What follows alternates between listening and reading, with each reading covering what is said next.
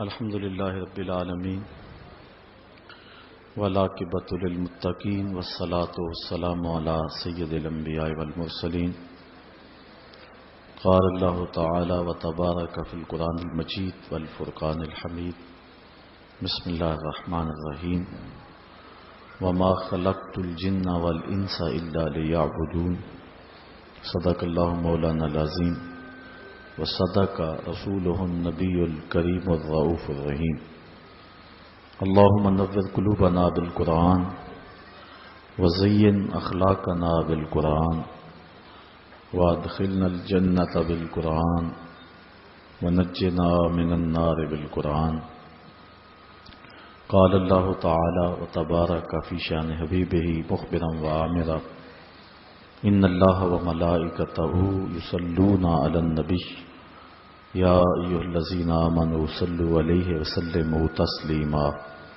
الصلاۃ والسلام علیک یا رسول اللہ وعلی آلک واصحابک یا محبوب رب العالمین الصلاۃ والسلام علیک یا رسول اللہ وعلی آلک واصحابک یا نبی الرحمہ۔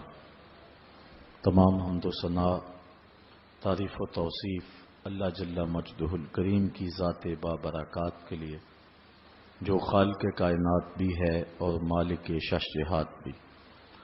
اللہ جل وعلا کی حمد و ثنا کے بعد حضور نبی اکرم شفیع امم رسول محتشم نبی مکرم اللہ کے پیارے امت کے سہارے رب کے محبوب دانائے غیوب مالک رقاب امم فخر ارب و عجم والی کون و مکان سیاہ لامکان سید انس و جاں سرور لالا رخاں نیر تاباں سر نشین مہوشاں ماہ خوباں شہنشاہ حسینہ تتمہ دوراں سر خیل زہرہ جمالاں جلوائے صبح ازل نور ذات لم یزل باعث تکوین عالم فخر آدم و بنی آدم نیر بطحا رازدار ما اوہا شاہد ما طغا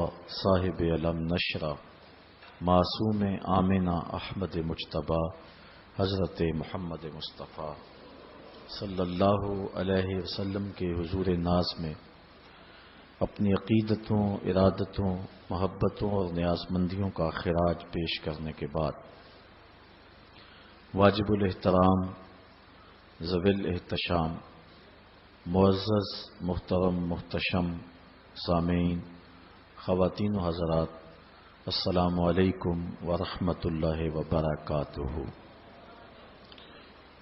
بتوفیق خداوندی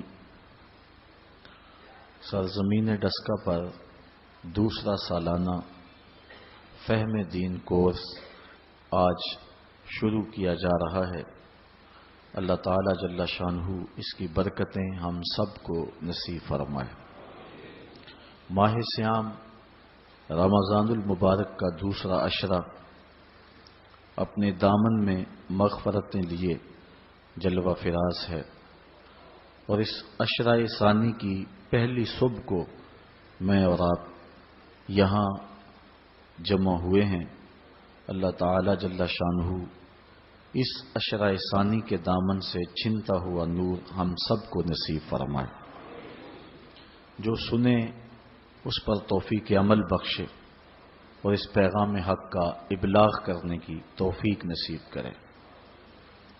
سعادت مند ہیں وہ لوگ جو اس ماہ نور میں، ماہ صیام میں اپنے رب کے حضور نیاز مندیوں اور عجز و انکساری کے ساتھ حاضر ہوتے ہیں۔ شیطان باندھ دیا جاتا ہے روزے، صلاۃ التراویح اور دیگر امور صالحہ سے نفس کی کمر توڑنے کا سامان بھی کیا جاتا ہے۔ اللہ تعالی جل شانہ نے جن لوگوں کو یہ سعادت مندی نصیب فرمائی کہ وہ اپنی صبحوں کو اور اپنی شاموں کو قرآن کے نور سے روشن رکھتے ہیں اور سارا دن اس تصور میں ڈوبے رہتے ہیں کہ ہمارا اللہ ہمیں دیکھ رہا ہے، نظر کی، خیال کی، فکر کی پاکیزگی کا سامان کرتے ہیں، زبان کو جنبش دینے سے قبل سوچتے ہیں کہ کوئی ایسا جملہ نہ نکلنے پائے جو ہمارے روزے کے نور کو بجھا دے۔ وہ لوگ یقیناً خوش نصیب ہیں، اور جو لوگ آنے والے ساون رت کے اس موسم میں بھی اپنے من کی پاکیزگی کا سامان نہیں کرتے اور عام ایام کی طرح ان دنوں کو بھی گزار دیتے ہیں، وہ بد نصیب طبقہ ہے۔ اگر وہ روزہ رکھتا بھی ہے تو حضور نے ارشاد فرمایا کہ جو جھوٹ اور جھوٹے کام نہیں چھوڑتا اس کے بھوکا پیاسا رہنے کی اللہ کو ضرورت نہیں ہے۔ یہ تقوی کا موسم بہار ہے، اور اس میں ہم نے اپنے من کی اصلاح کے لیے کوشاں ہو جانا ہے۔ اللہ تعالیٰ کی توفیق شامل حال ہو جاتی ہے اور نفس سے لڑنا آسان ہو جاتا ہے۔ دو دشمن تھے، ایک دشمن باندھ دیا گیا۔ اذا جاء رمضان سلسلۃ الشیاطین، فرمایا گیا کہ جب ماہ سیام آتا ہے تو شیاطین جکڑ دیے جاتے ہیں۔ مسجدوں کے دروازوں کا کھل جانا اور لوگوں کی رغبت اللہ کے گھر کی طرف، تلاوت کلام مجید کی طرف، ذکر فکر کی طرف، نمازوں کی طرف دل کا کھچاؤ، صلاۃ التراویح میں حاضری، یہ اس ماہ نور کے فیضان ہیں۔ سحری کا مزہ الگ ہے، افطاری کا لطف اور ہی نرالا ہے۔ حضور علیہ السلام نے ارشاد فرمایا للصائم فرحتان، فرحۃ عند فطرہ و فرحۃ عند لقاء ربہ۔ روزہ دار کے لیے دو خوشیاں ہیں۔ ایک خوشی اس وقت اسے نصیب ہوتی ہے جب وہ روزہ کھولتا ہے، اس کا ایک ایک انگ اور ایک ایک جزو بدن اور اس کی ایک ایک رگ زبان حال سے اللہ کا شکر ادا کر رہی ہوتی ہے۔ جب سوکھی رگوں کو ٹھنڈا پانی سیراب کرتا ہے تو بندہ زبان سے نہ بھی بولے تو اس کا دل دھڑک کے کہہ رہا ہوتا ہے رب تیرا شکر کہ تو نے یہ نعمتیں ارزانی کی ہیں۔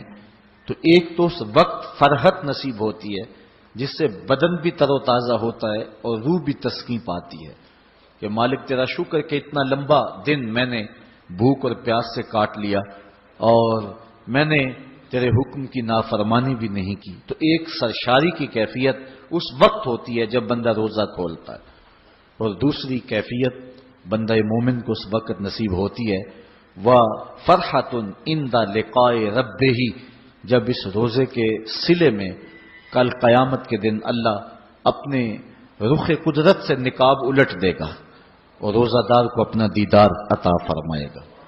تو یہ دوسری خوشی روزہ دار کو اس وقت نصیب ہوگی، اور وہ اتنی بڑی خوشی ہے کہ ساری زندگی بھر کی خوشیاں اس خوشی کے ایک لمحے پہ قربان کی جا سکے۔ اس دنیا پہ سب سے بڑی دولت جو ہمیں عطا کی گئی ہے وہ دولت ایمان ہے، اور قیامت کے دن سب سے بڑی دولت جو بندہ مومن کو دی جائے گی وہ دیدار الہی ہے، اور روزے کا صلہ اللہ کا دیدار ہے۔ اسی لیے فرمایا الصوم لی وانا اجزا بہ، روزہ میرے لیے ہے اور اس کی جزا میں خود بنوں گا۔ تو اللہ تعالیٰ کا دیدار روزے کا صلہ ہے، سارے دن کا فاقہ کاٹنے سے، دکھ سہنے سے، سارے دن کی تکلیف برداشت کرنے سے جو نتیجہ نصیب ہوتا ہے وہ بہت خوبصورت ہے۔ اللہ تعالیٰ جل شانہ یہ ماہ نور، بالخصوص اس کا یہ دوسرا عشرہ جس کی آج پہلی صبح ہے، اور اس صبح کے دامن میں ہم بیٹھ کر کے دین کی باتیں سننے کے لیے یہاں جمع ہوئے ہیں، ہمارے لیے، ہماری ماؤں بہنوں اور بیٹیوں کے لیے جو آج تشریف لائی ہیں، سب کے لیے باعث یمن و برکت بنا دے اور ہمارے من اجلے کر دے اور باطن ستھرے فرما دے۔ آج کی اس نشست کا عنوان زندگی آمد برائے بندگی، زندگی کی مقصدیت کو بیان کرنا ہے۔ ہم اس دنیا پر کیوں بھیجے گئے ہیں، ہمارے آنے کا مقصد کیا ہے۔ کارخانہ قدرت میں ایک چیز بھی ایسی نہیں ہے کہ جو بے مقصد پیدا کی گئی ہو، اس کی تخلیق کا کوئی نہ کوئی مقصد ضرور ہے، اور جب تک وہ چیز اس مقصد کی تکمیل کرتی رہتی ہے تو اسے عزت دی جاتی ہے. جب مقصد پورا کرنا چھوڑ دے تو اسے کوئی عزت اور کوئی تکریم نہیں دی جاتی. یہ مائک ہی ہے، اس کا مقصد ایمپلیفائر تک آواز پہنچانا ہے اور اس کے ذریعے سے یہ آواز آگے آپ تک پہنچ رہی ہے. لیکن اگر یہ کسی فنی خرابی کی وجہ سے اپنے مقصد تخلیق کو چھوڑ دے اور یہ ایمپلیفائر تک آواز نہ پہنچائے تو پھر اس خوبصورت جگہ پر اس کو سجایا نہیں جائے گا. اس کو یہاں سے اتار کر کے کباڑ خانے میں پھینک دیا جائے گا. یہ اب بہت قیمتی ہے اور بہت اچھی جگہ پہ اس کو مرتبہ دیا گیا ہے، لیکن پھر اس کی کوئی توقیر نہیں ہوگی. اسی طرح کائنات کی ہر شے اور ہر چیز اپنے مقصد کی جب تک تکمیل کرتی رہتی ہے تو عزتوں کی مسند پہ اسے بٹھایا جاتا ہے، اور جب مقصد پر عمل کرنا چھوڑ دے اور مقصدیت سے عاری ہو جائے تو پھر اس کی کوئی توقیر اور کوئی عزت نہیں رہتی. اللہ تعالی جل شانہ نے حضرت انسان کو بھی کسی مقصد کے لیے پیدا کیا ہے. بے مقصد اس کو پیدا نہیں کیا گیا ہے. اس کائنات کے اندر چھوٹے چھوٹے جانور بھی بے مقصد پیدا نہیں کیے گئے. انسان تو مقصود ہے کائنات کا. یہ کیچوا جس سے مچھلی ہم پکڑتے ہیں، یہ سمجھتے ہیں کہ یہ فضول سی چیز ہے، لیکن جن کھیتوں میں کیچوا پایا جاتا ہے ذمہ داروں سے پوچھیں کہ وہاں زرخیزی بڑھ جاتی ہے. اسی طرح میں نے ایک جگہ پہ ایک شخص کو دھاگے کے ساتھ یہ کیچوے باندھ کر کے دھوپ میں خشک کرتے ہوئے دیکھا. تو میں نے اس حکیم صاحب سے پوچھا کہ اس کا مقصد کیا؟ تو وہ کہنے لگے کہ یہ دوائیوں میں بھی استعمال ہوتا ہے، اس کے بدن میں فولاد ہوتا ہے. اسی طرح یہ کانٹا لگا کر کے مچھلی پکڑنے کے کام بھی آتا ہے. اتنا نحیف نزار اور کمزور جسم جس کے اندر ہڈی بھی نہیں ہوتی، اس کے یہ 3 فوائد بالکل ظاہر ہیں. اس کے علاوہ بھی بہت سارے فوائد ہوں گے جو ہماری نظر میں نہیں ہیں. اسی طرح یہ مینڈک جو ہوتے ہیں، یہ ذمہ داروں سے پوچھیں کہ آج کل چاول کی فصل کے لیے یہ کتنے مفید ہیں، اور یہ کیڑے مکوڑے پیدا ہوتے ہیں جو فصلوں کے اندر، ان کے لیے یہ کتنے بہتری کی ضمانت ہے. تو ہم وہ چیزیں جن کے فوائد ہماری نظر میں نہیں ہیں، لیکن وہ بھی چیزیں فوائد سے خالی نہیں ہیں. تو جب یہ کیڑے مکوڑے، یہ حشرات الارض، یہ مینڈک اور کیچوے، یہ بھی بے مقصد پیدا نہیں کیے گئے، تو جس کے گرد پوری کائنات کا چرخ گھومتا ہے اور جس کے لیے پوری کائنات کو تخلیق کیا گیا ہے، وہ انسان کیا بے مقصد پیدا کر دیا گیا ہے؟ اس کی تخلیق کا کوئی مقصد نہیں ہے؟ یقیناً اس کی تخلیق کا کوئی مقصد ضرور ہے، اس کی تخلیق کا کوئی مدعا ضرور ہے.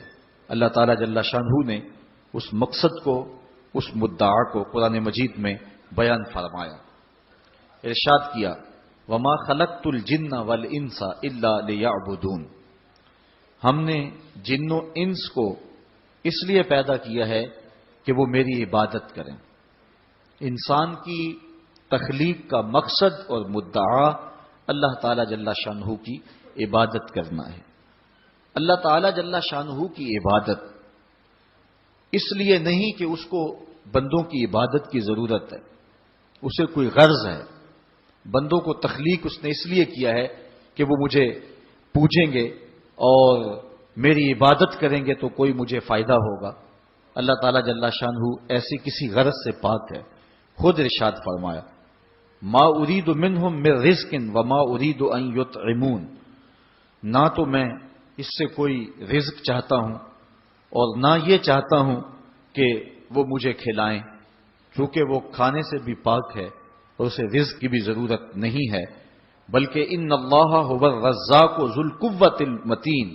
اس کی شان یہ ہے کہ وہ خود رزاق ہے، وہ پوری دنیا کو دینے والا ہے اور وہ قوتوں کا مالک ہے.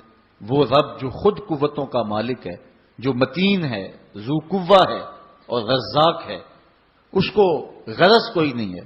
تو پھر بندوں کو حکم کیوں دیا گیا کہ وہ اس کی عبادت کریں؟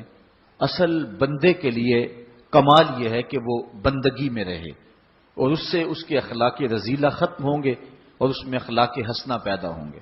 اس لیے اس کو عبادت کا حکم دیا گیا تاکہ وہ اپنی زندگی کا جمال پا سکے۔ اگر وہ پوجا نہیں کرے گا، اللہ کی پرستش نہیں کرے گا، تو اللہ تعالیٰ جل شانہ کو کوئی فرق نہیں پڑتا۔ کائنات کی کوئی چیز نہیں ہے جو طوعاً اور کرہن اس کے حضور سجدہ ریز نہیں ہے، اس کی تسبیح نہیں بولتی۔ علماء نے لکھا کہ تمام درخت جو تم دیکھ رہے ہو یہ حال قیام میں ہیں اور اللہ کی تسبیح بول رہے ہیں، اور درخت جب تک تسبیح بولتا رہتا ہے اپنے تنے پہ کھڑا رہتا ہے، اور جب تسبیح بولنا چھوڑ دیتا ہے تو کاٹ دیا جاتا ہے۔ جو درخت کاٹ دیا جائے سمجھ لو کہ اب تسبیح کا عمل اس سے موقوف ہو گیا تھا، اب اس کو کاٹ دیا گیا۔ تو سارے درخت حالت قیام میں ہیں، چوپائے حالت رکوع میں ہیں، مینڈک حالت تشہد میں ہیں، اور حشرات الارض کیڑے مکوڑے یہ حالت سجدہ میں ہیں۔ اللہ تعالیٰ نے انسان کو جو عبادت دی نماز کی صورت میں، وہ ان تمام صورتوں کی جامع ہے، ان تمام عبادات کی جامع ہے۔ درختوں کا قیام بھی ہے، چوپایوں کی طرح رکوع بھی ہے، مینڈک کی طرح تشہد اور قعدہ بھی ہے، اور حشرات الارض کی طرح سجدہ بھی ہے، اس لیے کہ یہ انسان خلاصہ کائنات ہے اور تمام مخلوقات کا مقصود ہے، اور پوری کائنات کا چرخ اس کے گرد گھومتا ہے، اس لیے اس کی عبادت بھی تمام مخلوقات کی عبادات کے جامع ہونی چاہیے۔ اس لیے اس کو نماز کا حکم دیا گیا، اور یہ حکم ایک بار نہیں دیا، قرآن مجید کے اندر متعدد مرتبہ اسے نماز کا حکم نامہ دیا گیا۔ اس شخص سے بڑا بد نصیب کوئی نہیں جو اللہ کے حضور جھکنا نہیں جانتا۔ صبح سے لے کر شام تک کس کس کو سلوٹ کرتے ہیں، روٹی کے چند ٹکڑے اور نوالے کمانے کے لیے کس کس سے ہنس ہنس کے بولنا پڑتا ہے، اور کس کس کے سامنے جو ہے وہ حاضر ہونا پڑتا ہے۔ ایک اللہ کے حضور نہیں جھکا جاتا جو کہ رازق ہے اور حقیقی مالک ہے۔ اللہ تعالیٰ جل شانہ نے قرآن مجید میں ایک مقام پر ارشاد فرمایا، یا ایھا الناس اعبدوا ربکم الذی خلقکم، اے لوگو اللہ کی عبادت کرو۔ کیوں؟ ربکم، وہ تمہارا رب ہے۔ یا ایھا الناس اعبدوا ربکم، اپنے رب کی عبادت کرو، تمہاری تربیت کرنے والا ہے، تمہیں درجہ کمال تک پہنچانے والا ہے۔ یہاں صرف اہل ایمان کو حکم نہیں دیا گیا، یہاں پوری انسانیت کو اللہ کے حضور حاضر ہونے کا کہا گیا ہے، چونکہ وہ صرف اہل ایمان کا رب ہی نہیں ہے بلکہ وہ تمام کائنات کا رب ہے۔ سورۃ الفاتحہ اٹھائیں تو وہاں ارشاد ہوتا ہے الحمدللہ رب العالمین، تمام خوبیاں اللہ کے لیے جو تمام جہانوں کا پالنے والا ہے۔ وہاں رب المسلمین نہیں کہا کہ صرف وہ اہل اسلام کا رب ہے، وہ تمام جہانوں کا رب ہے، پوری کائنات کا رب ہے، ہر شخص کو اس کی ضرورت کے مطابق باہم پہنچا رہا ہے، جو اسے مانتا اسے بھی دیتا ہے، جو نہیں مانتا اسے بھی دیتا ہے۔ کبھی ایسا نہیں ہوا کہ اس کے حضور کو سجدہ ریز نہ ہوتا ہو اور اس نے اس کے رزق کے دروازے بند کر دیے ہوں، سورج کو حکم دیا ہو اس کے گھر میں روشنی نہ بھیجنا، یہ میرے نافرمانوں کا گھر ہے۔ آپ 3 مہینے بل نہ دیں تو واپڈا والے آپ کا میٹر کاٹ دیں گے، آپ بل نہ دیں تو گیس والے آپ کا میٹر کاٹ دیں گے، ٹیلی فون کا بل نہ دیں تو وہ تار کاٹ دیں گے، لیکن ساری زندگی کوئی اس کے حضور سجدہ ریز نہ ہو۔ کبھی اس نے چاند کو حکم نہیں دیا اس کے آنگن میں چاندنی نہ بکھیرنا، یہ میرے نافرمانوں کا گھر ہے۔ کبھی ہوا کو نہیں کہا اس کے ویڑے میں آکسیجن نہ پہنچنے پائے، یہ نافرمانوں کا گھر ہے، بلکہ سورج جس طرح روشنی حضرت بایزید بسطامی کے گھر میں بکھیرتا ہے اس عاصی کے گھر میں ایسے ہی بکھیرتا ہے۔ یہ اس کی ربوبیت ہے جس کا عموم پوری انسانیت کو فیض دے رہا ہے۔ حضرت ابراہیم علیہ السلام کی عادت تھی کہ مہمان کے بغیر کھانا نہیں کھاتے تھے، اور جو کھانا مہمان کے ساتھ کھایا جائے اس کا حساب بھی نہیں ہوگا۔ ساری زندگی یہ ان کا معمول رہا ہے، اور مہمان تمہارے گھر میں آ کر کے تمہارا نہیں کھاتا، وہ اپنا حصہ خود لے کر کے آتا ہے۔ مہمان کو دیکھ کر کے ناک منہ نہیں چڑھانا چاہیے، خوشی کے آثار چہرے پہ ظاہر ہوں کہ اللہ تعالیٰ نے یہ مہمان مجھے عطا فرما دیا ہے۔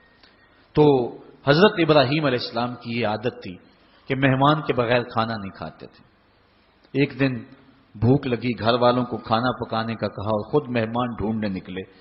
ایک شخص کو جو کہ بوڑھا تھا لے آئے، دسترخوان پہ بٹھایا، کھانا جب لگ گیا تو اس کو کہا اللہ کا نام لے کے شروع کرو۔ اس نے کہا میں تو اللہ کو نہیں مانتا۔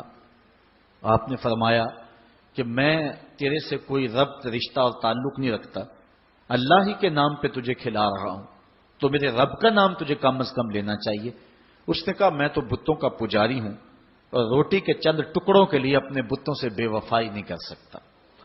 آج لوگ چائے کی پیالی پہ دین بیچ رہے ہیں، لیکن دیکھیے وفا کی ریت نبھا گیا نا۔ اس نے کہا کہ میں بتوں سے بے وفائی روٹی کے ٹکڑوں اور چند لقموں کے لیے نہیں کر سکتا۔ حضرت ابراہیم علیہ السلام بولے جب تو اتنا غیرت مند ہے کہ میرے رب کا نام نہیں لیتا اور اپنے بتوں سے بے وفائی نہیں کر سکتا، تو پھر میرا بھی تو کیا لگتا ہے، اگر میرے رب کو نہیں مانتا تو میں تو کھانا اس رب کے نام پہ کھلاؤں گا، کھاتا ہے تو ٹھیک، نہیں تو تیری مرضی۔ وہ حضرت ابراہیم علیہ السلام کے دسترخوان سے اٹھ کے چلتا بنا، وہ گیا تو جبریل امین حاضر ہو گئے، سلام دیا، سندیسا سنایا۔ رب کہتا ہے اے میرے خلیل، تو نے میرا ایک بندہ ناراض کر دیا۔ یا اللہ، وہ تیرا بندہ تھا، وہ تو تیرا نام لینا گوارا نہیں کرتا تھا، اور تو فرما رہا ہے کہ وہ میرا بندہ تھا۔ ارشاد ہوا ابراہیم بتاؤ اس کی عمر کتنی ہوگی؟ یا اللہ 80 سال کے قریب ہوگی۔ کہا اتنا عرصہ ہو گیا نا میں اس کو رزق دے رہا ہوں، تم ایک دن نہیں کھلا سکے؟ اب حضرت ابراہیم اس کو ڈھونڈ رہے ہیں، وہ دور پہاڑ پہ جا چکا ہے، اس کے قریب پہنچے، کہا میاں کھانا ٹھنڈا ہو رہا ہے جلدی آؤ۔ اس نے کہا ایک شرط ہے، تمہارے رب کا نام نہیں لوں گا۔ کہا نہ لینا آؤ۔ تو کہنے لگا لہجے میں اتنا گداز، اتنی نرمی کیسے آ گئی؟ تم تو کہتے تھے رب کے نام کے علاوہ کھلاؤں گا نہیں۔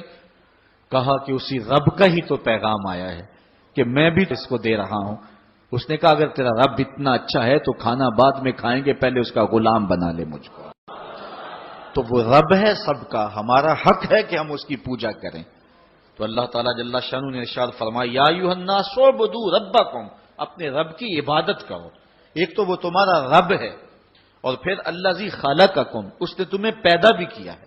توجہ چاہوں گا، کتنی شان ہے کہ اس نے تخلیق بھی کیا اور پھر اس نے تمہاری تربیت بھی کی۔ جو تخلیق بھی کرے اور تمہاری تربیت بھی کرے، کیا اس کا حق نہیں ہے کہ اس کی حضور سجدہ ریزیاں کی جائیں؟ ساری زندگی انسان ماں کی خدمت کرتا رہے تو بتاؤ ماں کی خدمتوں کا بدلہ دے سکتا ہے؟ ماں کے پیار کا صلہ دے سکتا ہے؟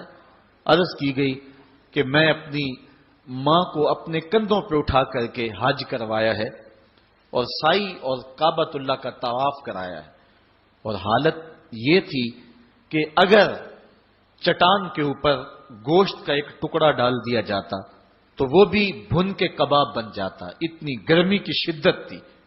کیا میری ماں نے میری جو خدمت کی، میری کفالت کی، مجھے دودھ پلایا، مجھے جنم دیا، تو میں نے کیا ماں کی خدمتوں کا صلہ دے دیا ہے؟ تو جواب آیا تو نے ابھی اس کی ایک مسکراہٹ کا بدلہ بھی نہیں دیا۔ ماں جب ہنس کے دیکھتی ہے تو جنت کی ساری کلیاں کھل اٹھتی ہیں، اور بیٹے کی زندگی ماں کے اس ہنسنے سے جو ہے وہ عبادت ہوتی ہے۔ بیٹے کے لیے ماں کے جو جذبات ہیں، ماں کی جو کہانیاں ہیں، ماں کے سینے میں جو درد کے امٹتی ہوئی ایک کائنات ہے، اس کا کوئی بدل نہیں ہو سکتا۔ ساری زندگی ایک ٹانگ پہ کھڑا ہو کے بندہ ماں کی خدمت کرتا رہے پھر بھی حق ادا نہیں ہوگا۔ ماں ماں ہوتی ہے، اللہ تعالیٰ جل شانہ نے اس کو وہ درجے عطا فرمائے۔ بیٹے کے ساتھ جو پیار ماں کرتی ہے بھلا کوئی کر سکتا ہے؟ کوئی اتنی محبت دے سکتا ہے جتنی ماں محبت دیتی ہے؟ ساری زندگی بھی انسان ان محبتوں کا بدل دینا چاہے تو نہیں دے سکتا، چونکہ ماں کے پیار کا کنارہ ہی کوئی نہیں۔ ماں کی محبت کی گہرائی اور گہرائی کو کوئی ناپ ہی نہیں سکتا۔ سمندر کے پاتال تک تو شاید کوئی پہنچ گیا ہو، لیکن ماں کے پیار کا کنارہ آج تک کسی کو نہیں ملا۔ کبھی دیکھا نہیں جب بچہ گھر سے نکلتا ہے تو دنیا کو عقل و بینش کا درس دینے جاتا ہے، لوگ اس کے ایک ایک جملے کے لیے کان لگائے کھڑے ہوتے ہیں، کوئی ایک لفظ بھی ضائع نہ ہو جائے۔ دنیا کے بڑے بڑے سکالر بڑی بڑی یونیورسٹیوں اور جامعات میں جاتے ہیں اور لوگ ان کی ایک ایک بات کو موتی سمجھ کے قبول کرتے ہیں، لیکن وہ جو زمانے کو زندگی کا درس دینے گھر سے نکلتا ہے، جب گھر سے نکلنے لگتا ہے، ماں دیہات کی رہنے والی ہو یا گلبرگ کی رہنے والی ہو، ماں اس کو کہتی ہے بیٹے سڑک دھیان سے عبور کرنا۔ جو دنیا کو عقل سکھانے جا رہا ہے اس کو اتنا ہی نہیں پتا کہ سڑک عبور کیسے کرنی ہے، لیکن یہ ماں کے پیار کا ایک روپ ہے، یہ ماں کی محبت کا ایک انداز ہے۔ اللہ تعالیٰ نے اس کے سینے میں دھڑکتا ہوا جو دل رکھا ہے اور تڑپتی ہوئی جو ممتا رکھی ہے، وہ ایک مثال بنی ہوئی ہے کہ کسی نے کسی کو کہا کہ میں تیرے پہ راضی تب ہوں گی کہ اگر تو اپنی ماں کا کلیجہ نکال کے لے آئے. تو اس بدبخت نے اپنی اس محبوبہ کی خواہش کو پورا کرنے کے لیے اس اقدام کی تیاری بھی کر لی اور جا کے ماں کا سینہ چیرا اور اس کا کلیجہ نکالا اور اپنی اس محبوبہ کی خوشنودی کے لیے تیز تیز آ رہا ہے کہ میں اس کو دکھاؤں کہ میں نے یہ کارنامہ بھی سر انجام دے دیا اور یہ چوٹی بھی سر کر لی ہے. تو تیزی سے آ رہا تھا, راستے میں ٹھوکر لگی. جب گرا تو کہتے ہیں ماں کے کلیجے سے آواز آئی, پتر چوٹ تو نہیں آئی ہے. یہ ماں کے پیار کا روپ ہے, یہ ماں کی محبت کا انداز ہے. دنیا والوں, ماں کی قدر کو ضائع نہ کرنا. ماں کے پیار کو اور اس کی محبت کا صلہ دے تو نہیں سکتے, لیکن ساری زندگی ماں کی نوکری کرنا اور اپنے باپ کی زندگی کے اندر کبھی بھی نافرمانی نہ کرنا, یہ سعادت مندی اور خوش نصیبی ہوتی ہے. حضور نے منبر کی 3 سیڑھیوں پہ قدم رکھتے ہوئے آمین آمین کہا تھا. تو بعد میں پوچھا گیا, حضور آپ نے ہر سیڑھی پہ قدم رکھتے ہوئے آمین کہا, تو یہ کیا ماجرا تھا؟ فرمایا جبریل آئے تھے, انہوں نے مجھے کہا تھا اس شخص کی ناک خاک آلود ہو جو ماہ سیام رمضان المبارک کو پائے اور پھر کثرت عبادت سے اپنی بخشش نہ کروا سکے. تو میں نے آمین کہا. پھر کہا اس شخص کی ناک خاک آلود ہو جو والدین کو بڑھاپے میں پائے اور جنتی نہ ہو سکے ان کی خدمت کر کے. تو میں نے آمین کہا. پھر جبریل نے کہا اس شخص کی ناک خاک آلود ہو جس کے سامنے آپ کا ذکر کیا جائے اور آپ پر درود نہ پڑے. تو میں نے آمین کہا. تو وہ شخص کتنا بد نصیب ہے جو والدین کو ناراض کر لیتا ہے. میں کہتا ہوں ساری کائنات ماں کے قدموں تلے ہے, بلکہ میرے محبوب نے جنت کو ماں کے قدموں تلے قرار دیا. الجنت تحت اقدام الامہات, جنت ماں کے قدموں تلے ہیں. حضرت بایزید بستامی کہتے ہیں میں نے اپنی ماں کے آگے ہاتھ جوڑے, میں نے کہا امی تیرے حق ادا کروں یا اللہ کے حق ادا کروں؟ 2 ہستیوں کے حق مجھ سے ادا نہیں ہو سکتے, اپنے حق تو معاف کر دے, اللہ کو میں راضی کر لوں گا. ماں پھر بھی ماں ہوتی ہے. ماں نے کہا جا بیٹے میں نے اپنے حق معاف کر دیے. حضرت بایزید کہتے ہیں میں 12 سال جنگلوں میں گھومتا رہا. ایک دن مجھے خیال آیا, بستان کے قریب سے گزر رہا تھا کہ چلتے چلتے ماں کو سلام کر جاؤں. دروازے کو دستک دینے لگا تو اس احساس نے ہاتھ روک لیا کہ ساری زندگی ماں کو سکھ تو دیا نہیں, دکھ بھی کیوں پہنچاؤں. ماں اب سو رہی ہوگی اور میں دروازہ ناک کروں گا تو ماں اٹھے گی. سردیوں کی لمبی رات تھی, میں دروازے کے ساتھ لگ کے کھڑا رہا کہ چلو جب ماں بیدار ہوگی تبھی میں دروازے پہ دستک دوں گا. کہتے ہیں جب سحری کا وقت ہوا تو اندر سے جو نالی آتی تھی وہاں سے پانی آیا. میں سمجھ گیا کہ میری ماں تہجد کے لیے اٹھی ہے. کہتے ہیں میں دروازے کو دستک دی تو اندر سے آواز آئی, بیٹا با یزید ٹھہرو میں ابھی آتی ہوں. مائیں بیٹوں کے دستک کے انداز سے بھی جانتی ہوتی ہیں کہ یہ میرا کون سا بیٹا دستک دے رہا ہے. 12 سال کے بعد دستک دی تھی اور ماں پہچان رہی ہے یہ کس بیٹے کے ہاتھوں کی لمس ہے اور یہ کس بیٹے کے ہاتھوں کی آہٹ ہے. بارسلونا کے ایئرپورٹ پہ کھڑا تھا, فلائٹ ابھی لیٹ تھی اور وہاں کوئی ہم زبان مل جائے تو غنیمت ہوتا ہے. تو مجھے ایک سمت ایسے محسوس ہوا کہ جس طرح کوئی منہ بولی پنجابی میں بات کر رہا ہے. میں اٹھ کے ادھر لڑک گیا تو دیکھا کہ وہاں کچھ لوگ پنجابی میں آپس میں گفتگو کر رہے تھے. میں ان کے پاس جا کے بیٹھ گیا تو وہ انڈیا کے لوگ تھے. میں نے پوچھا کہ آپ, تو کہنے لگے کہ یہ ہمارا دوست ہے, اس کو ہم الوداع کرنے آئے ہیں. تو میں ان کے پاس بیٹھ کے گفت و شنید شروع کر دی. تو وہ شخص کہنے لگا کہ مجھے 27 سال 3 ماہ ہو گئے ہیں, میں انڈیا سے آیا تھا لیکن یہاں ایسے مسائل بنتے گئے کہ میں جا نہیں سکا. اس وقت میرا لڑکپن کا زمانہ تھا اور اب میرے بال بھی سفید ہو رہے ہیں, تو میں 27 سال 3 ماہ کے بعد جا رہا ہوں. اور اس نے ساتھ کہا کہ پتہ نہیں میرے گھر والے مجھے پہچانتے بھی ہیں یا کہ نہیں. تو میں نے کہا میاں اور کوئی پہچانے نہ پہچانے, ماں تیرے قدموں کی آہٹ سے پہچانیں گی کہ یہ میرے بیٹے کے قدموں کی آواز ہے. یہ ماں کے پیار کا روپ ہے. تو بندہ ساری زندگی خدمت بھی کرتا رہے, ماں نے پیار اتنا کر دیا ہوتا ہے, ماں نے محبت اتنی دے دی ہوتی ہے کہ اس پیار کا بدل انسان جو ہے نہیں دے سکتا. انسان تو دیکھتا ہے جب ہوش سنبھالتا ہے کہ میری ماں نے میرے سے کتنا پیار کیا, لیکن جب بندے کی ہوش نہیں ہوتی، ماں اس وقت جو پیار کرتی ہے، گندگی سے دستڑا ہوا بچہ، اور ماں اس کو فرش سے اٹھاتی ہے، پہلے چومتی ہے پھر غلاظتیں دھوتی ہے. یہ ماں کے پیار کا روپ ہے، یہ ماں کے پیار کا انداز ہے. ماں کو بیٹے کے ساتھ اتنا پیار ہے، اور بندہ ساری زندگی نوکری بھی کرے ماں باپ کی تو پھر بھی خدمتوں کا صلہ نہیں دے سکتا. ایک شاعر ہوا احسان دانش، اس کی ماں بیمار ہوگی تو وہ خود اس کے کپڑے جا کے دھوتا تھا، تقریباً 1 کلومیٹر کے فاصلے پر نہر تھی، وہاں جا کے لباس دھوتا اور پھر دوسرا لباس لے جاتا. تو اس کی بیوی نے کہا کہ یہ خدمت میں سر انجام دوں گی. تو احسان دانش نے کہا تھا کہ ماں میری ہے اور یہ حق میرا ہے کہ میں اس کی خدمت کروں، اور یہ سعادت مندی میرے حصے میں آنی چاہیے، میں کسی اور کو نہیں دوں گا. یہ سعادت مندی ہوتی ہے اولاد کی.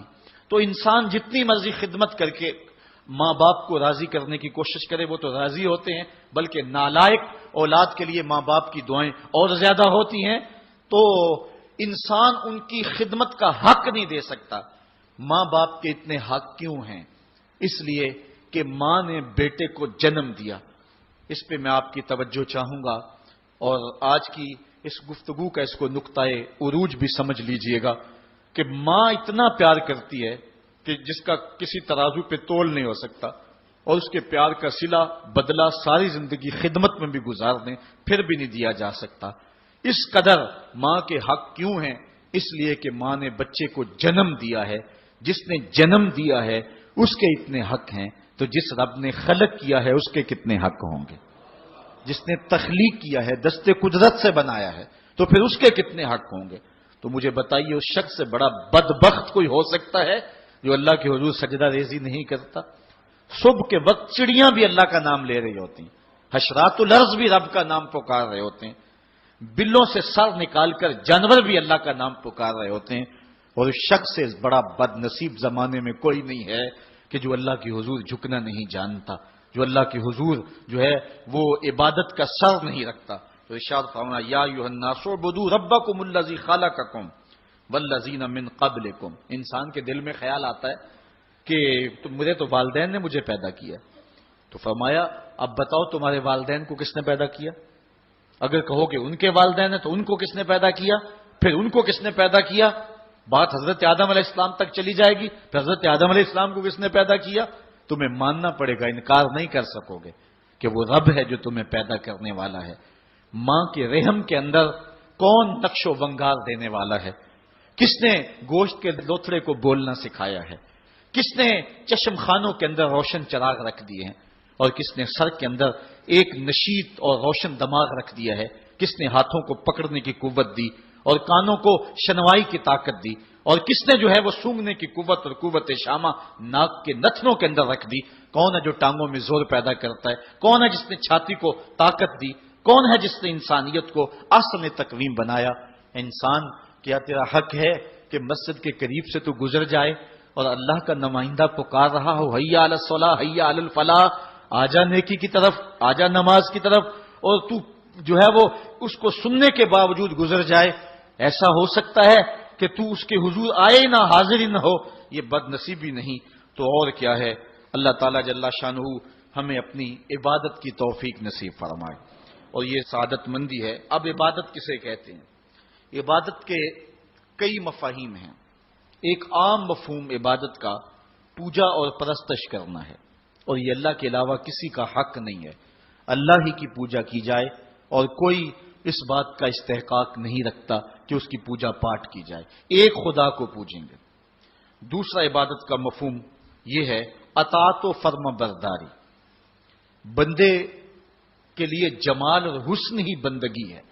وہ اللہ کے حضور اپنا سر جھکائے اس طرح کہ جو اس کا حکم ہے اس کو بجا لائے، وہاں سے سر نہ پھیرے، اور اس میں اپنی عقل، اپنی سمجھ، اپنے فہم و ادراک کے گھوڑے نہ دوڑائے، بس اس کے حکم کو ہر صورت کے اندر قبول کرے. اور تیسرا مفہوم جو ہے وہ بندگی اور غلامی کے معنی میں ہے. بندگی اور غلامی کے معنی میں عبادت ہے کہ بندہ اس کا جو ہے وہ اس طرح غلامی کا حق نبھائے جس طرح غلام کو آقا کی کسی بات پہ کوئی اعتراض نہیں ہوتا. تو ہزاروں آقا اللہ تعالیٰ جل شانہ کے جو ہے وہ فرامین اس کے پابند ہیں، اور بندہ اس کا کیوں پابند نہ ہو؟ جن کو دنیا آقا مانتی ہے وہ بھی ان کے حضور کھڑے ہوئے ہیں، تو پھر اس کی بات کو کس انداز سے بندہ ٹالے. اور آج اس دنیا کے اندر آپ کہیں ملازمت کرتے ہیں، 8 گھنٹے کی ڈیوٹی دینا ہوتی ہے، تو ان 8 گھنٹوں کے اندر آپ کا مالک آپ کو بلائے، صرف 8 گھنٹوں میں ایک عارضی ملک آپ کے اوپر رکھتا ہے، تو آپ دوڑ کے جاتے ہیں کہ نہیں جاتے؟ آپ کے مہمان بھی آپ کے پاس بیٹھے ہوں اور آپ چائے بھی ان کو پلا رہے ہوں، لیکن باس بلا لے آپ کو اور وہ گھنٹی دے، تو آپ بیل پہ سب کو چھوڑ کے بھاگتے ہیں کہ نہیں بھاگتے؟ مہمانوں سے بھی معذرت کرتے ہیں، مجھے باس نے بلایا، آپ دوڑتے جا رہے ہیں. یار ایک دنیا کا باس بلائے تو مہمانوں کو چھوڑ کے، چائے کو چھوڑ کے، مرغن غذاؤں کو چھوڑ کے، سب کو چھوڑ کے بھاگ جاتے ہیں. اور رب کا نمائندہ پکارے حیا علی الصلاح اور حیا علی الفلاح، جو بندہ اس کے حضور نہ جائے کتنا بڑا بد نصیب ہے، کتنی بد نصیبیاں اس کا مقدر ہیں کہ جو اس کے حضور. لیکن یہ اللہ تعالیٰ جل شانہ کی رحمت کی عمومیت ہے. اگر آج 8 گھنٹے کے لیے آپ کہیں ڈیوٹی کرتے ہیں، وہ آپ کو آواز دے اور آپ نہ جائیں، تو وہ آپ کی نوکری ختم کر دے گا، آپ کو سخت سرزنش اسی وقت کرے گا یا پھر آپ کو فارغ کر دے گا. لیکن اللہ تعالیٰ جل شانہ اس کی نافرمانی پہ نافرمانی کرتے رہیں، کبھی اس نے رزق کے دروازے بند نہیں کیے، بلکہ جو نہیں مانتے ان کو اور زیادہ دے رہا ہے، کیونکہ ان کا حصہ صرف دنیا پہ ہی ہے نا، آخرت میں تو حصہ ہی کوئی نہیں ہے. بلکہ فرمایا اگر مسلمانوں کی دل جوئی کا لحاظ نہ ہو تو میں کافروں کے گھروں کی سیڑھیاں بھی سونے اور چاندی کی بنا دوں. لیکن یہ کہیں گے ہمیں تو زیادہ ہی رگڑ دیا گیا ہے، چونکہ انہوں نے دنیا کو ہی دیکھا ہے، آخرت ابھی دیکھی نہیں ہے. ورنہ جو ان کے لیے آخرت میں رکھا گیا ہے، دنیا کی کوئی شے ان کے نزدیک حیثیت ہی نہ رکھے. بلکہ حدیث میں آتا ہے، صاحب مشکات نے اس کو لکھا کہ دنیا کے اوپر جس کو سب سے زیادہ تکلیفیں پہنچی ہوں گی وہ جنت میں لے جایا جائے گا اور ایک مرتبہ جنت میں جو ہے وہ داخل کر کے نکال دیا جائے گا اور کہا جائے گا کہ بتا دنیا کے اوپر تجھے بڑی تکلیفیں پہنچی. وہ کہے گا یا اللہ مجھے تو کوئی تکلیف پہنچی ہی نہیں ہے. جنت کی صرف آب و ہوا سارے دکھ ختم کر دے گی. اور جس نے تخت و تاج پہ بیٹھ کے بھی زندگی ساری گزاری ہو، حدیث میں آتا ہے اس کو جہنم میں ایک ڈبکی لگائی جائے گی اور پھر اس کو کہا جائے گا بتا تو دنیا کے اوپر کوئی راحت پائی ہے؟ وہ کہے گا مالک دنیا کے اوپر میں نے کوئی سکھ دیکھا ہی نہیں ہے. ایک غوطہ جہنم کے اندر دیا جائے گا، دنیا کے سارے سکھ ہی بھول جائے گا کہ میں وہاں بادشاہ ہوا کرتا تھا، میں وہاں حکمران ہوا کرتا تھا، میں دنیا کے اوپر جو ہے وہ اوباما تھا، میں دنیا کے اوپر بش تھا، میں دنیا کے اوپر پوری دنیا کو میں نے جو ہے وہ ریوڑ کی طرح ہانکا تھا اور انسانیت کا قتل کیا تھا. میری رونت اور میرا تکبر دنیا کو جھکا دیتا تھا. اس کو کوئی شے اور اپنی کوئی آکڑ اور کوئی بات یاد نہیں رہے گی، صرف ایک ڈبکی کی بات ہے. اور جس نے دکھ پہ دکھ کاٹے، غربت، تنہائی، دکھ، اذیت، مصائب، آلام، مشکلات، لیکن ایک بار جنت سے گزار کر کے جنت کی صرف آب و ہوا ہی سنگھائی جائے گی تو اس کو کہا جائے گا بتا دنیا کے اوپر تجھے کوئی دکھ پہنچا؟ وہ کہے گا میرے رب دنیا پہ مجھے کوئی دکھ نہیں پہنچا. اب بتائیے کہ اللہ کے حضور ہم حاضر ہوں یا کہ دنیا کوئی منشا و مقصود بنا لیں؟ ہماری زندگی کی ڈگر کیا ہونی چاہیے؟ پہلی بات تو یہ ہے کہ جنت کے مقابلے میں اس دنیا کی حیثیت ہی کوئی نہیں. اور دوسری بات، اگر دنیا کے اوپر ہم عزتیں، سرخرویاں جس کو ہم سمجھتے ہیں یہ سرخرویاں ہیں، وہ پا بھی لیں تو وہ کتنا کو عرصہ ہے، پھر اس کا حساب بھی تو ہم نے دینا ہی دینا ہے. اس لیے ہم دیکھ لیں، جتنا برداشت کرتے ہیں اس کے مطابق جو ہے وہ ہم چلیں. ایک بادشاہ تھا، وہ پھولوں کی سیج پہ سویا کرتا تھا، خادمہ اس کے لیے پھولوں کی سیج بچھایا کرتی تھی. مدت گزر گئی، پھولوں کی سیج پہ سونے کا عادی تھا. ایک دن خادمہ نے سوچا، لونڈی نے سوچا روزانہ بادشاہ اس سیج پہ سوتا ہے، پتہ نہیں کیا لطف ہوگا. کمر سیدھی کرنے کے لیے، اس سیج کا لطف اٹھانے کے لیے وہ بھی لیٹ گئی. سیج تیار کرنے کے بعد ایک لمحے کے لیے کمر سیدھی کی تو سارے دن کی تھکی ہوئی تھی، آنکھ لگ گئی. بادشاہ وقت پر اپنے حجلہ میں داخل ہوا، اپنے اس خاص کمرے میں داخل ہوا تو ایک لونڈی کو پھولوں کی سیج پہ سویا ہوا دیکھا تو غیرت سے جل بن کے کباب ہو گیا. ایک لونڈی کی یہ اوقات کہ بادشاہ کی سیج پہ سوئے. اس نے جلاد کو بلایا، کہا اس کو الٹا لٹکاؤ اور اتنا مارو کہ اس کی جان نکل جائے، تاکہ باقی خدام کو پتا چل جائے کہ بادشاہوں کی سیجیں، ان کے بستر، ان کے گھر کتنے مقدس ہوا کرتے ہیں. لونڈی کو الٹا لٹکا دیا گیا اور جلاد ضرب پہ ضرب لگا رہا ہے، کوڑے پہ کوڑا مار رہا ہے. وہ چیختی ہے، روتی ہے، بچا لو مجھے، میری جان نکل رہی ہے. روتے روتے کیا خیال آیا کہ اس نے ہنسنا شروع کر دیا۔ بادشاہ نے جلاد کو کہا رک جا، اس لونڈی سے پوچھ روئی کیوں ہے، اسے یہ بھی پوچھ ہنستی کیوں ہے۔ جلاد نے کہا لونڈی بتا روتی کیوں ہے؟ اس نے کہا تجھے نہیں پتا جب کوڑا لگتا ہے تو جان نکلنے کو آتی ہے، نزا کا عالم طاری ہو جاتا ہے۔ کہا یہ تو سمجھ ہے، لیکن ہنستی کیوں ہے؟ کہا ہنسی مجھے اس بات سے آئی ہے کہ چند لمحوں کے لیے سوئی ہوں، اتنی تکلیف کاٹ رہی ہوں، سوچا جو عمر بھر ہو گئی سوتے ہوئے جس کو، اس کا کیا بنے گا، جس کی زندگی بیت گئی اس سیج پہ سوتے ہوئے اس کا کیا بنے گا۔ صاحبو، یہ دنیا پھولوں کی سیج نہ بنائیں، اس دنیا کو اللہ کی عبادت کے لیے گزاریں، ذکر فکر میں گزاریں، سحری کے وقت اٹھ کے مصلے پہ کھڑا ہو کے رونا سیکھیں، اللہ کے حضور آئیں، سارے کام چھوڑ دیں، رزق کی تلاش میں رازق کو بھول نہ جائیں۔ تم سمجھتے ہو دکان بند کر کے چلے گئے تو شاید میری آج کی سیل کم ہوگی، سیل دینے والا، رزق دینے والا، رزق کے دروازے کھولنے والا وہ رب ہے۔ جاؤ اس کے حضور جاؤ اور جا کے اس سے مانگو، مالک، رزق کا مالک بھی تو ہے، تیرے ہاتھ میں سارے خزانے ہیں، میری مدد فرما۔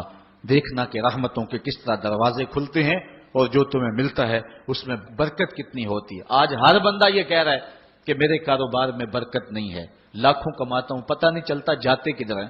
مسئلہ اصل ہے یہی کہ رزق میں بے برکتی آ گئی ہوئی ہے، اس لیے کہ ہماری پیشانی میں سجدے نہیں رہے، ہماری آنکھوں میں حیا نہیں رہا، ہمارے لبوں پہ قرآن کے نغمے نہیں رہے، ہماری سوچوں میں پاکیزگی نہیں رہی اور خیالوں میں طہارت نہیں رہی۔ آج غلاظت ہی غلاظت، گند ہی گند، اور جو ہے وہ شہوت ہی شہوت اور بے حیائی ہی بے حیائی آنکھوں میں، نظروں میں، خیالوں میں بھر دی گئی ہے۔ بازار میں چلے جائیں، گھر چلے جائیں، گھر کا دروازہ بند کر کے، مکفل کر کے بھی اگر آپ سمجھتے ہیں کہ میں محفوظ ہو گیا ہوں، آج تو وہاں بھی محفوظ نہیں رہا جاتا۔ عجیب صورتحال بنی ہوئی ہے۔ اپنے گھروں کو ان ساری شرارتوں سے پاک کرو اور اپنی نظروں کو پاکیزگی سکھاؤ، پھر دیکھنا کہ کس طرح برکتیں ہوتی ہیں اور کس طرح رحمتیں ہوتی ہیں۔ عبادت کے دو مفہوم حضرت امام رازی نے بیان فرمائے ہیں۔ آپ فرماتے ہیں التعظیم لامر اللہ، عبادت کا مفہوم یہ ہے کہ اللہ کے امور کا، اس کے حکم کی تعظیم کی جائے۔ اللہ تعالیٰ جل شانہ کا حکم ہے تو دل جھک جائیں اس کے حضور اور اس کو ہی بڑا جانا جائے۔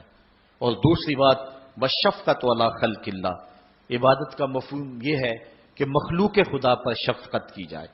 حضرت امام غزالی نے اربعین کے اندر لکھا کہ عبادت کی 10 قسمیں ہیں، ان میں سے پہلی قسم نماز ہے جو عبادات میں سب سے اہم اور سب سے بڑی عبادت ہے، دوسری قسم زکوٰۃ ہے، تیسری قسم روزہ ہے، چوتھی قسم حج ہے، پانچویں قسم تلاوت کلام مجید ہے، اور چھٹی قسم ہر وقت ذکر الہی میں رہنا ہے، ساتویں قسم حلال رزق کے لیے کوشاں رہنا ہے، اور آٹھویں قسم پڑوسی، ہمسائے، ساتھی اور دوستوں کے حقوق ادا کرنا ہے، اور نویں قسم امر بالمعروف اور نہی عن المنکر کرنا ہے، اور 10ویں قسم اتباع رسول صلی اللہ علیہ وآلہ وسلم کرنا ہے۔ یہ عبادت کی صورت ہے۔ اب معاشرے کے اندر کچھ لوگ تو عبادت کرتے نہیں ہیں اور ان کا عبادت نہ کرنا غفلت کی وجہ سے ہے۔ ایک طبقہ ہے کہ وہ عبادت کا قائل ہی نہیں، وہ دہریے ہیں، اللہ کے وجود کا انکار کرنے والے ہیں، اور ایک طبقہ تیسرا وہ ہے جو عبادت کرتا ہے لیکن اللہ کے علاوہ کچھ اور لوگوں کی، جس طرح کے بت پرست ہیں یا دیگر لوگ۔ لیکن اہل ایمان جو ہیں وہ اللہ کی عبادت کرتے ہیں، اس کے علاوہ کسی اور کی عبادت نہیں کرتے، اس عبادت میں تساہل اور سستی نہیں کرتے، نمازوں کو 5 گانا وقت پہ ادا کرنا اپنا معمول رکھتے ہیں، اور یہی زندگی کا حسن ہے اور یہی زندگی کا جمال ہے۔ اور جو شخص اللہ کے حضور جھکنا چھوڑ دے، اللہ تعالیٰ اس کے رزق سے بھی، اس کی عمر سے بھی برکت اٹھا لیتا ہے۔ عبادت کا ایک مفہوم علماء نے اللہ تعالیٰ کی پہچان بھی بیان فرمایا۔ حضرت مولا کائنات سیدنا علی المرتضیٰ رضی اللہ تعالی عنہ نے وما خلقت الجن والانس الا لیعبدون کا ترجمہ کیا ہے اے لیعرفونی، یعنی ہم نے جن و انس کو اس لیے پیدا کیا کہ وہ مجھے پہچان جائیں۔ اللہ تعالیٰ جل شانہ کی پہچان بندے کے اوپر جو ہے وہ ضروری ہے، اور جو شخص اس دنیا پہ رہ کے رب کی معرفت حاصل نہ کر سکا تو وہ قیامت کے دن بھی نابینا اٹھایا جائے گا۔ اللہ تعالیٰ جل شانہ نے یہ بات قرآن میں واضح طور پہ بیان فرمائی، من کان فی ھذہ اعمی فہو فی الآخرۃ اعمی واضل سبیلا، جو اس دنیا پر اندھا رہا، کل قیامت کے دن بھی اندھا ہی اٹھایا جائے گا۔ اس سے ان آنکھوں کی جو ہے وہ بے نوری مراد نہیں ہے، وہ تو حدیث میں آتا ہے جو آنکھوں سے آزمایا گیا کل قیامت کے دن اس کو اللہ جزا دے گا۔ اس سے دل کی بے نوری مراد ہے۔ ساری زندگی گزار دی، کاروبار کا پتہ کیسے کرنا ہے، سیاست کا پورا پتہ ہے کیسے کرنی ہے، ایک ایک امر کا پتہ ہے، ہر چیز کا پتہ ہے، نہیں پتہ تو جس نے پیدا کیا ہے، جو ہمارا خالق ہے، جو ہمارا رازق ہے، جو ہمارا مالک ہے، ہم لمحہ لمحہ ایک ایک ساتھ ایک ایک گھڑی جس کے محتاج ہیں۔ شیخ سعدی فرماتے ہیں سانس اندر جائے تو پھر بھی اس کے محتاج ہیں، اندر سے خیریت سے باہر آئے تو پھر بھی اس کے محتاج ہیں، اگر اندر والا باہر نہ آئے تو پھر بھی موت، باہر والا اندر نہ جائے تو پھر بھی موت۔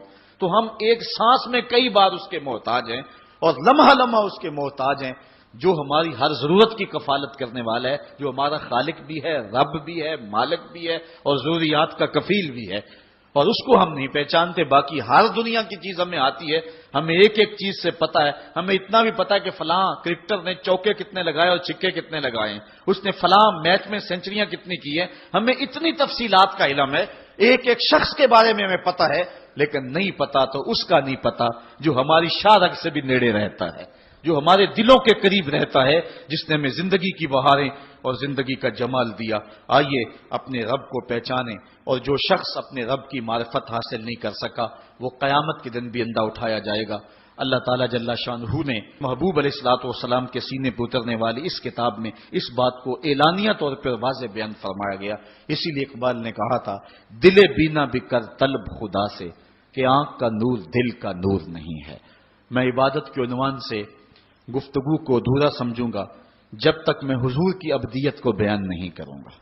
حضور کی عبادت کا عالم یہ ہے اللہ کے حضور سجدہ ریزیوں کا اور دیگر عبادت کی جتنی بھی اقسام اور صورتیں ہیں، آقا کریم اللہ کے حضور ساری ساری رات قیام فرماتے ہیں، ہمیں تو جگایا جاتا ہے، اذانیں دی جاتی ہیں پھر بھی نہیں اٹھتے، لیکن وہاں کیا ہے کہ اللہ تعالیٰ خود فرماتا ہے محبوب ساری رات جاگا نہ کرو، کچھ سو بھی تو لیا کرو۔ اللہ اکبر۔ اور اتنی اللہ کے حضور عبادت کرتے ہیں حتی تتورم قدماہ، یہاں تک کہ حضور علیہ السلام کے مبارک قدم جو ہیں وہ سوج جاتے ہیں۔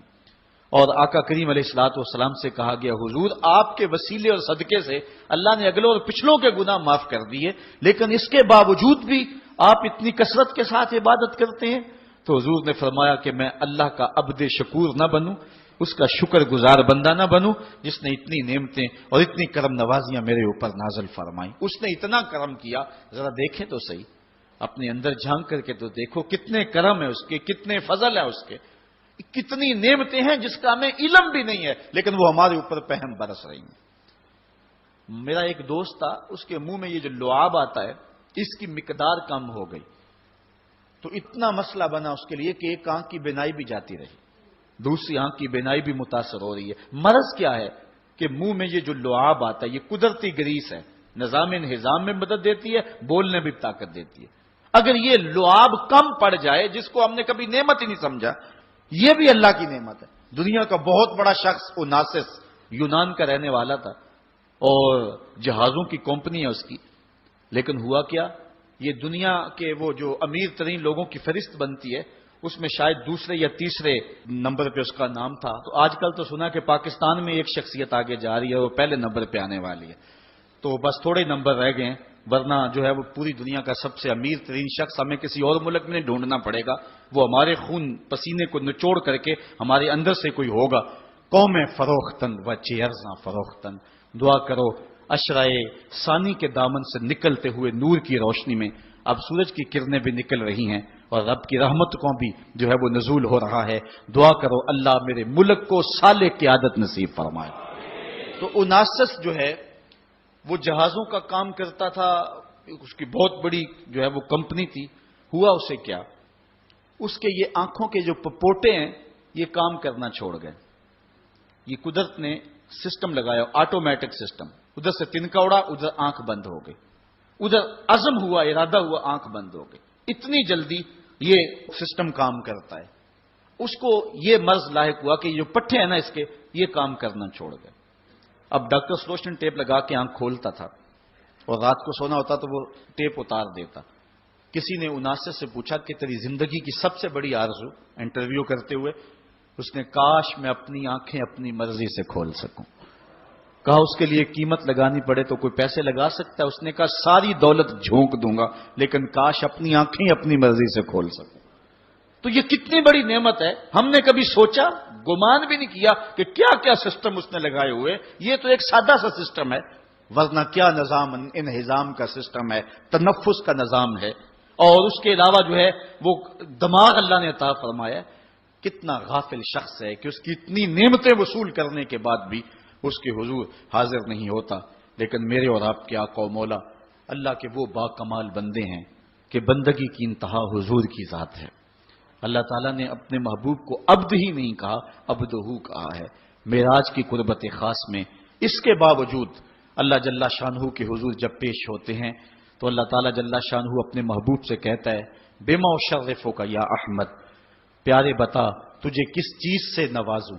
تو محبوب جواب میں عرض کرتے ہیں بنسبتی الیک شرفنی بالعبودیہ، مالک مجھے اپنا بندہ کہہ کے پکار دے. بندے کے لیے سب سے بڑا اعزاز ہے کہ وہ بندہ ہو، اس کا غلام ہو اور اس کے حضور سر پر سجود رہے. آج کی اس حسین صبح میں اور اس روشن رت کے اندر بندگی کے عنوان سے یہ چند باتیں میں آپ کے گوش گزار کی. اللہ تعالیٰ مجھے آپ کو اپنی رحمتوں اور کرم نوازیوں کا نور نصیب فرمائے. واخر دعوانا آفاق کے ہر گوشے میں قرآن سنا کر دم لینا، اب رکنا نہیں، اب تھمنا نہیں، فردوس میں جا کر دم لینا. آفاق کے ہر گوشے میں قرآن سنا کر دم لینا، اب رکنا نہیں، اب تھمنا